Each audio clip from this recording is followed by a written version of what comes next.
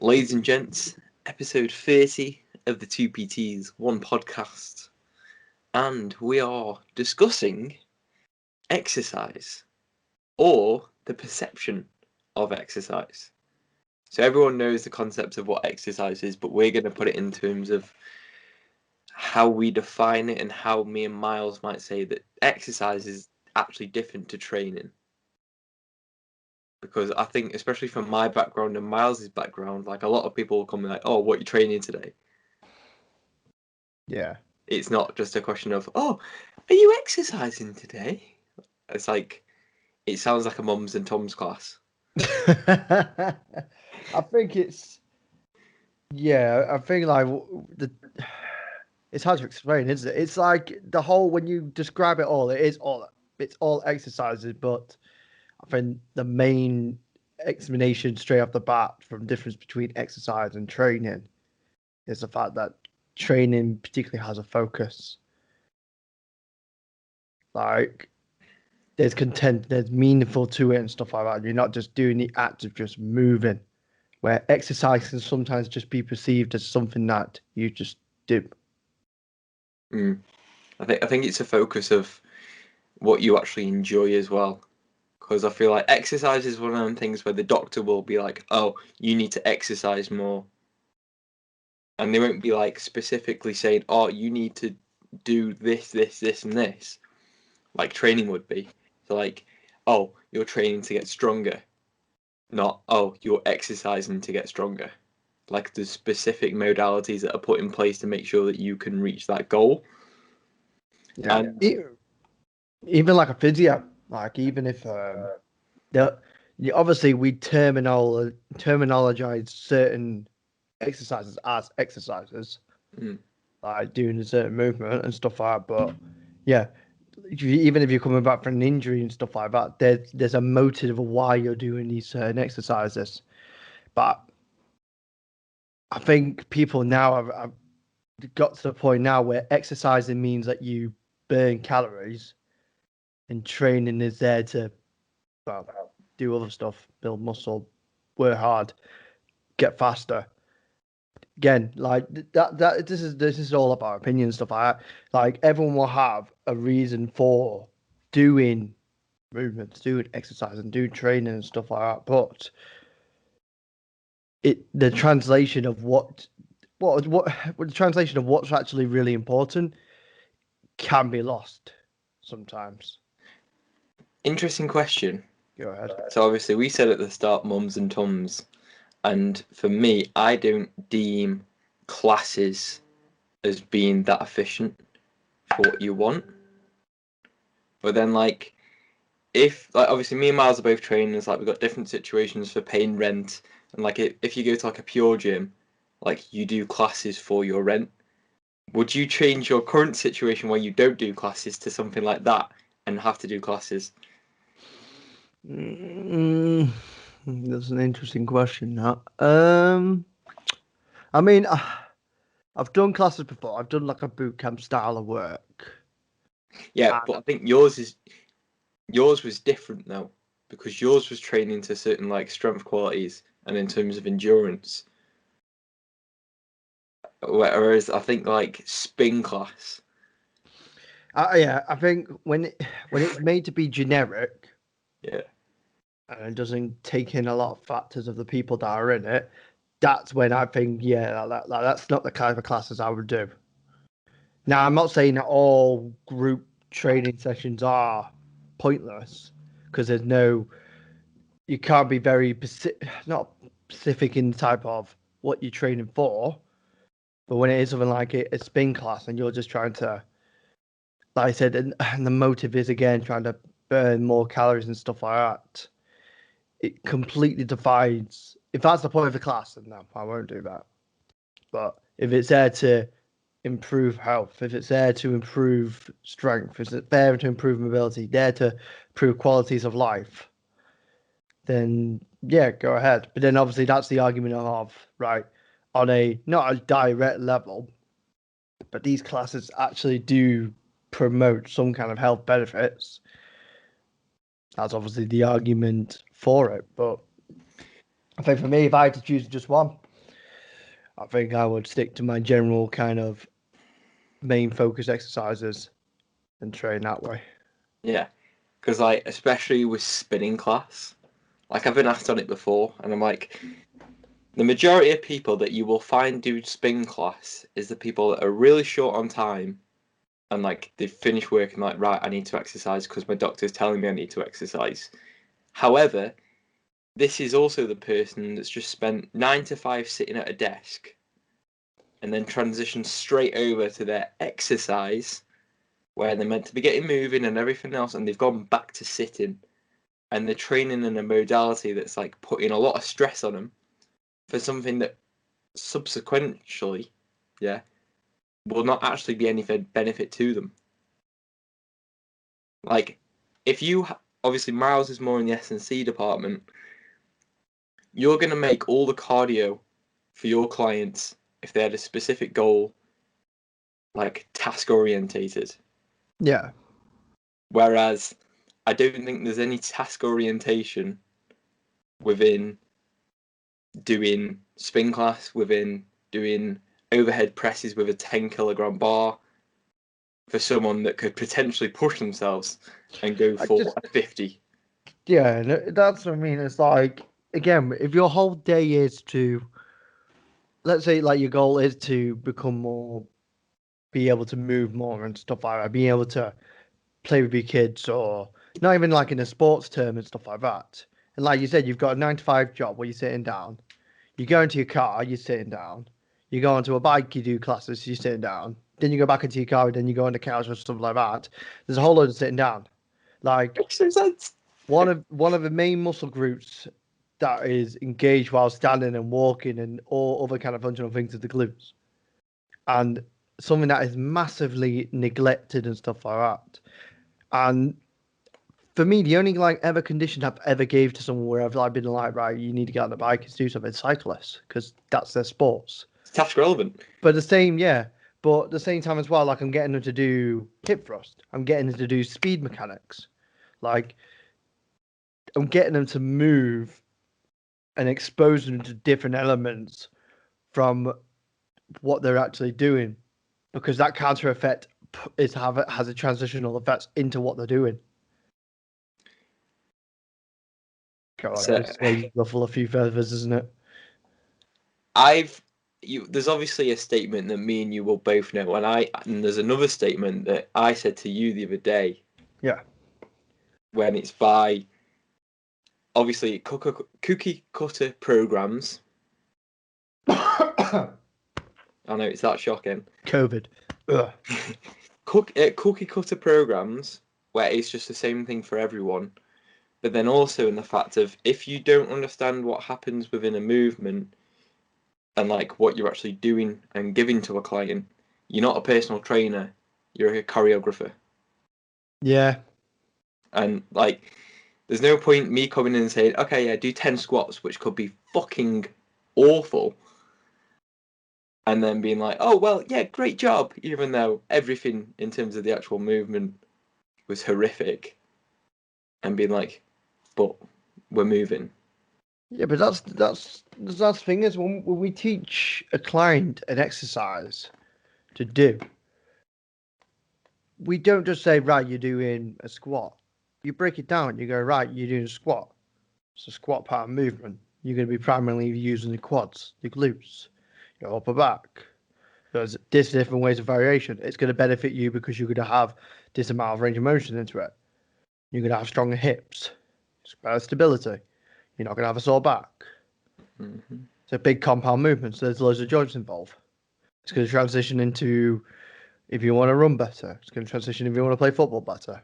Like all these types of benefits and stuff like that. Like that's how we generally explain exercises. And I think the more you know what's going on within your body type of frame, the more the benefit you are going to get out of it.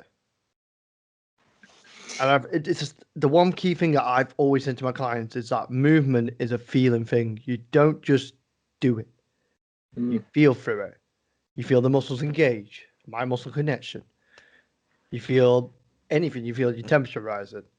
You feel the intensity of the workout. You'll feel also you feel your joints changing and stuff like that. If there's any pains there, that's still a reflex of what's happening. Might not be good or bad, but you take all them considerations into it, and then you find the optimal movement pattern that works within you. And that, for me, that's the main difference between exercising, as in like classes and stuff like that, and training, because there's a massive intent there. The biggest word in everything you've just said is you. And that's one of the smallest words. Yeah. Syllable. Biggest and smallest. Because there's so many differences between everyone that you can't just jump into a movement and expect it to be perfect and just give the same cues to every single person. Yeah. That's why you'll have people that can go in and straight do a squat straight away from certain cues, but then you can have someone that will probably fall on their arse. Yeah. This guy that, like, we give general guidelines when they say, right, this line needs to be following the path of your gravity line, this base support, all that kind of things. But the same squat pattern will look different from person to person, even from left to right on the same person. Like, even you look at the hip socket, like sometimes the ball that goes in from the femur to the hip socket, they're too different from two different sides. So one side might look a little bit different, and if you're following a generic kind of, right, everything needs to be aligned in a certain thing, then you might be putting that person in a very discomfort position and stuff like that because their body's not primarily made to be doing that. But that's, yeah, go on then. Oh no, I was just going to say I was going to follow on, and it's like it's down to like joint structures, ligament structure, nerve structure, like the general positioning on the actual like movement. It's like a squat. It's like you can have a high bar and a low bar squat, but if you don't know the difference and you don't understand how it works, is it going to be the best thing for you to just be like, I'll just do both? Because it's different things for different people. And then, like you said, like different exercises they're very similar. If I were to say, for example, like let's say a def drop and not a drop, def jump and a drop jump. Yeah, I'm getting my words mixed up. I'll say that again. Def jump and drop jump. There we go. Two primarily quite similar exercises. You get like a bench or something that's quite a similar height or whatever, different range of heights. You jump off it and you jump back up. If you look at them from side to side, they would be classed as the same kind of movement. But the difference is drop jump, trying to get there as quick as you can and trying to react as fast as you possibly can. Whereas a def jump, you're trying to get as high, you're trying to put as much force as you possibly can, which means that you're going to spend more time on the ground and jump as high as you can. And that's not just the movement, that's vocabulary. I was going to say, but then it's also in, like, you can bring experience into that. Yeah. Because obviously, if you've got someone that's playing, like, we could even just bring it into a football pitch. Like, the difference of how that's going to be performed between a centre back that's jumping for a lot of the game and someone that could be like a left winger that's doing all the crossing might be a completely different time frame and might be completely different heights and jumps, purely for the fact that they're actually used to doing the movement subconsciously. Yeah. That's what I mean. It's if you want to go even fancier than that, it's all about like the neurological pathways. It's all about coordination. It's all about it's all about something like it's mind over body. And if you look at even just like other training aspects, tempo, like changing the speed of an exercise, that completely changes the exercise in itself and stuff like that. Or even not even that, just like even changing the body of where you're lying and stuff like that. Let's say, for example, let's say like a generic hamstring curl to an audit. Same particular movement, they both flex the knee. Well, can't say flex the knee and extend the knee. But at the same time as well, the intent of what they're trying to do is completely different.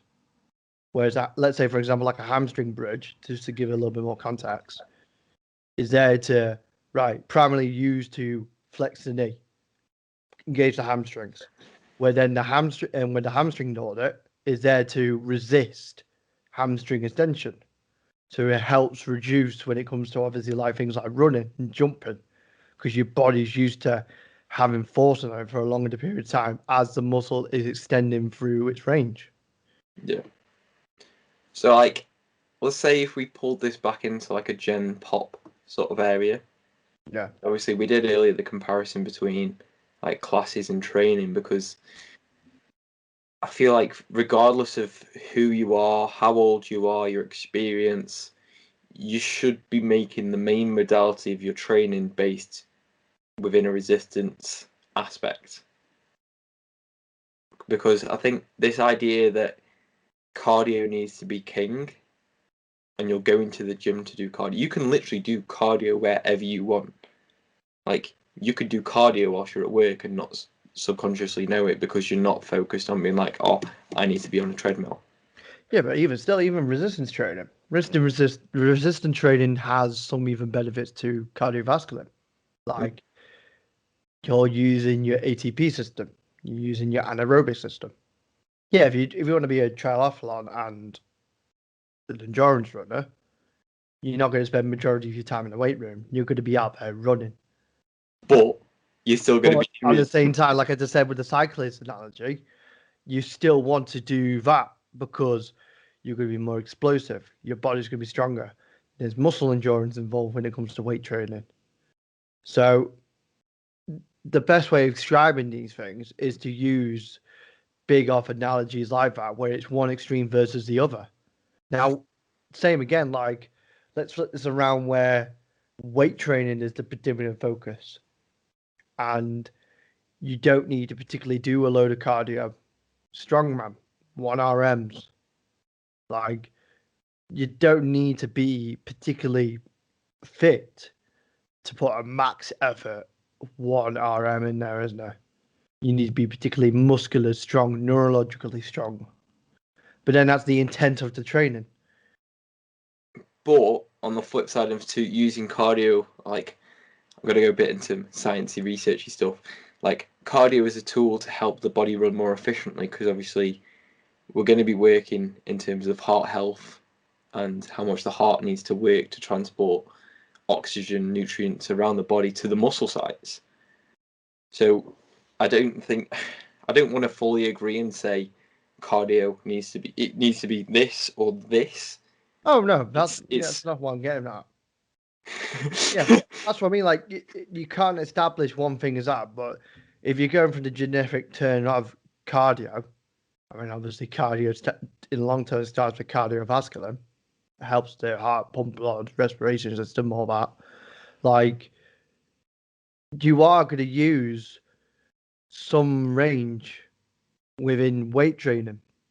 It is going to benefit in both ranges, and even in the kind of the energy systems and stuff like that, like the whole there's just three isn't particularly 100% true, but you are going to use they do cross over in the fact that if you use if you let's say for example let's say if you are using anaerobic system for example, because you're doing loads of repetitions and you're breathing in oxygen, it does help develop the aerobic system.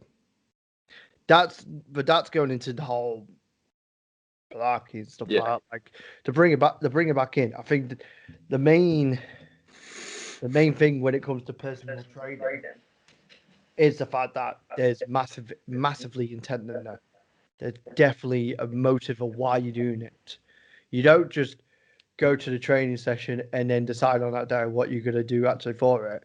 There's a plan, there's a structure, there's an end goal. Then you reverse engineer it, and then you get into phases, you get into mesocycles, microcycles, macrocycles, if you go from that strength and conditioning whole thing. And then we move from exercise to training. Yeah. Well, that's what I mean. So, like, if you look at the class structure, there's no progressions, there's no model of right, in 8 weeks, you're going to be able to do this, you're going to do that. Mm. Here's session one. On a weekly basis, you'll do this, and there'll be different things about it. Like we might throw some stuff in there and stuff like that. Yeah, And like that's the main difference from even like group training from like a specific sports training session within a season. Like they will have phases where they go, right, due to what's happening on the pitch, we're gonna base these next 4 sessions on maybe defensive drills, attacking drills, endurance drills, because obviously it's not shown on the thing. So because that's the main difference between a group session like that and a group session like that. even to the basic level, like if someone says, okay, you're going to be doing overhead press with 10 kilogram bar for a minute, unless you're literally there going 1, 2, 3, 4, you're not going to realistically know if the basic model of a progressive overload is even going to be reached. All you're essentially doing is causing stress to the body and potentially just, yeah, great, you're burning some energy. Yeah, but even still, like the calories that you burn from even exercising isn't as much as people think. If we're looking back at that neat table that everyone refers to, 10% compared to not neat level, not neat thing, TDA, and then if you look at actual neat, like that's the biggest component you can have, and that's just general walking. That's just me doing this with my fingers and stuff like that. So if you're trying to base your whole training structure on as burning as many calories as you possibly can, it's a massive, big potential waste because Mm-hmm. it could be used something more to benefit more. It could benefit more if you do like your walking to do longer walks. Again, it's like if you want to go out the day without feeling dead tired and stuff like that, like it can be used to do all that. I just think there's a big thing in the world right now where because everyone's so focused on calorie deficits, calorie energy balance and stuff like that, we're trying to build the biggest deficit we possibly can. And yeah, fairly do, rightly so. But we're losing the focus of what's other important as well. Like we might be managing energy balance, but we want to use that for a purpose. Some people want to play a sport. Some people want to be there for a family. There's loads of things in the doing, and it all comes down to, well, I say that saying all the focus is coming down to at the moment is an energy balance. If your doctor's telling you to do it, you're probably not going to enjoy it. And what do you mean by that? So obviously, we're just going. I mean, let's just classify exercise as classes for this current moment. Obviously, we know there's a bit more to it, but Miles, I'm sorry, but your BMI is over 30, so you need to do 150 minutes of exercise per week. Bear in mind that you're just like someone that's a bit overweight, doesn't really understand resistance training, and just wants to go and keep the doctor happy to just make sure that their health is in order. But what do I do? Like, where do I go? Oh, those people look like they're having fun. Let's go and do that. But then you're not going to be any sort of par of knowing what you're trying to do or what you're trying to achieve. Just because someone's saying, yeah, press overhead, even though your overhead press, which is meant to go here, is going like here, like. And in terms of the basis of what we're actually training for is completely misguided. Yeah, but that's I think that's a communication error from, like I said, doctors' videos and stuff like that. Because I've been to doctors when they told me to do something like an exercise or something like that, and I find out a couple of years later that the information they gave me was 100% wrong. Now, obviously, I'm not a doctor. I'm not a physio. Mm. So whatever I say here is based on my own opinion and my own personal experience. So if you've had other experiences and stuff like that, then fair dues to you. Um, but yeah, but I think if that's the case and people like, for example, doctors are really that important of going and getting people to move about and stuff like that. Like, why is there not a linkable system where people can be delegated to personal trainers or other coach inspectors and stuff like that? Why is there no system out there at the moment? It's you go to doctors, they tell you to do this, and you're on your own. Yeah. Why is there no referral systems when it comes to stuff like that? Like, it seems like the referral system, in my opinion, is coming from the personal trainers. Where let's say, if a client's had an injury and stuff like that, and I've given to a physio, or they've gone to a physio themselves. All right, I'm like, right, here's my business card. Give me their number, and I will chat to them, so I can understand what they've seen. Because obviously, I'm not going to know everything. I'm not. I don't know everything. And if I think I did know everything, then I would be closing my mind off to 100,000 things. It's like me going to you now. Obviously, one thing I'd also like to say, I thought I'd get you with the BMI comment, but you bit your tongue. Yeah, well, the thing that I was going to bit my tongue is like the whole BMI malarkey. I mean, it can be a somewhat useful indicator, but my BMI is 26. I'm probably overweight. Yeah, exactly. So, and last time I checked, professional rugby players have higher BMIs, and I don't count them as overweight. But yeah, so situation. Okay. Miles, you're poor. I need you to go and learn cryptocurrency. See you later. What do you do now? I don't know. I don't know, Jeff. I don't know. That's basically what a doctor's doing with you. Yeah. It's like, yeah, you need to go and do this. I'm not going to tell you what to do, where to do it, who to speak to. You just got to go do it. Yeah. And I hope if someone is watching this and they say we're wrong and there is an example of it, then great. Could you do like I was going to say there is good right. doctors, but the experience that I've seen from people, it's just been like really vague. And they've Yeah. been like, oh. But at the same time, like at the moment we seem to be 100% slagging classes and stuff like that. But if you are someone who's maybe not fully 100% comfortable with doing weights, or someone who's very brand new, then yeah, doing classes is a great start. Is a place a good start because you're doing something. Something is better than nothing. And like we always say here, and anywhere really, consistency over perfection. Get yourself in the door. But then, if let's say you are doing the classes and stuff like that, and you're not finding yourself to get results or you're not finding the benefits and stuff like that, then that's your responsibility to go and expand that elsewhere. Ask for advice. If you're in a gym, ask the personal trainers, ask the coaches. Like they're there to help you. Like even as ask your friend who's into weight training. Yeah. Because obviously, because your friends, you're comfortable with each other. That might be a low level way of just getting yourself in there. Just put yourself in that environment. So that will be probably my only give and take where I'll say, right, classes are useful in that kind of respect. Actually, no, there's probably one other reason, and I'll probably say the community of it. Like as people, we want to be a part of something, and the classes quickly give you that because there's usually 20 or 30 people in a class, same motives, huh? Or 6 right now. Or 6 right now, yeah.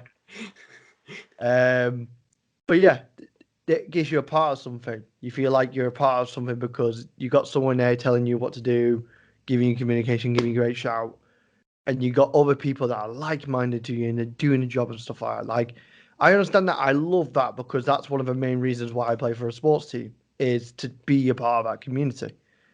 I can see Mike being like slowly raising his hand, like, pick me, sir.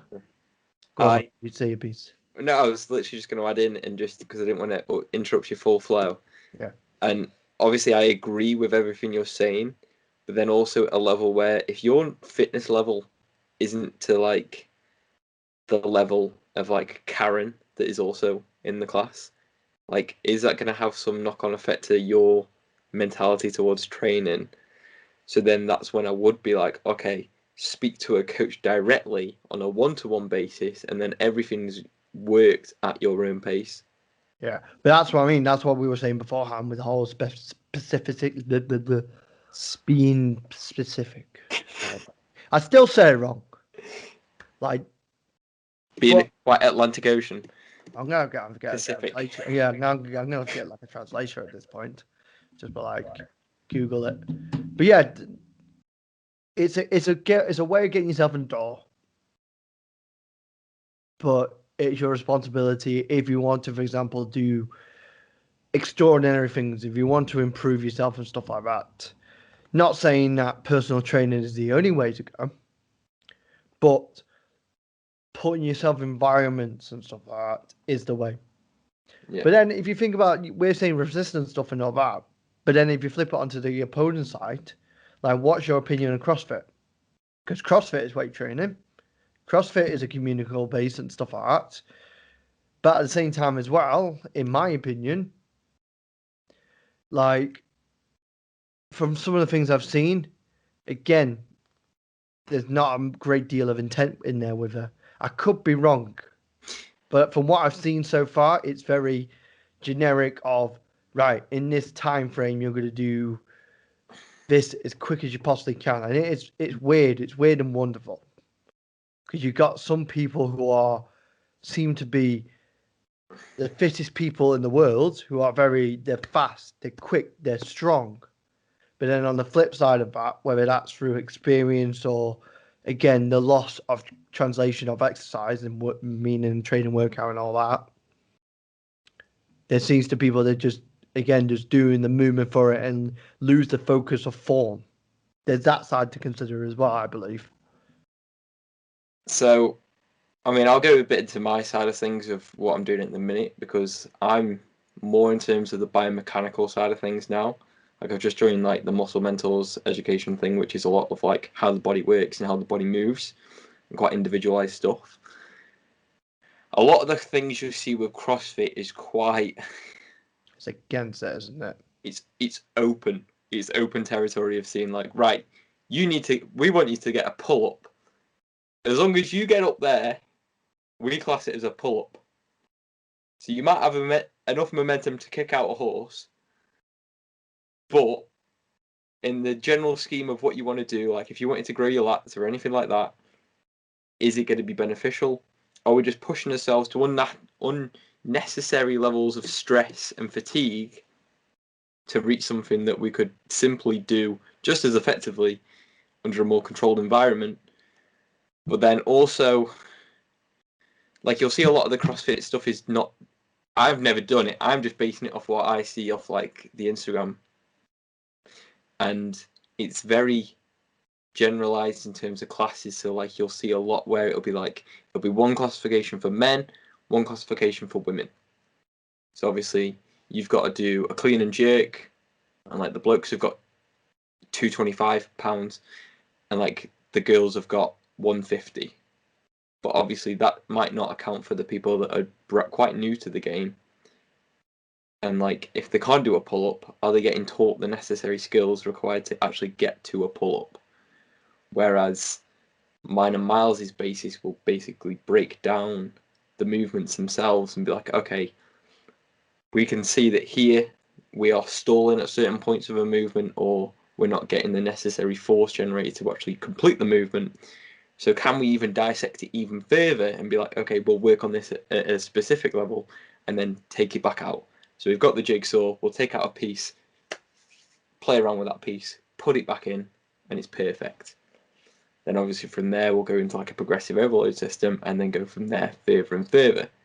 Whereas CrossFit just being like, as long as this barbell ends up over my head, we're all good. Yeah, I can already hear the fumes of heat. I don't know whether it's my radiators being on or there's loads of people with pitchforks of CrossFits just outside my flat. But yeah, it's a very grey area, CrossFit. I don't know. I mean, like I think everything at the moment is a very grey area. Everything we've said is probably a grey area to start. What's the matter with you? I trained this morning and I've got cramp in my hamstring. I'm trying to be really discreet about it. Anyway, Yeah, But I think without trying to lose so much focus of what we're trying to say and like without going on so many tangents, the what we want you to kind of get yourself a head around of is the fact that when you're doing something, whether that's a movement, like any kind of movement, for example, like do it with intent, do it with a reason, do it so it benefits you in some kind of way. And it's not just a number on a board. Yeah, like that whether it isn't made so you can fit around it. It's there to, or it should be there to fit around you. Yeah. Whether that's You're not at the level yet. You don't need to be at the level. Like, if you're getting chucked in, be like, right, you've never lifted before, but we're going to teach you how to deadlift 2 plates. Huh? What? Snap City.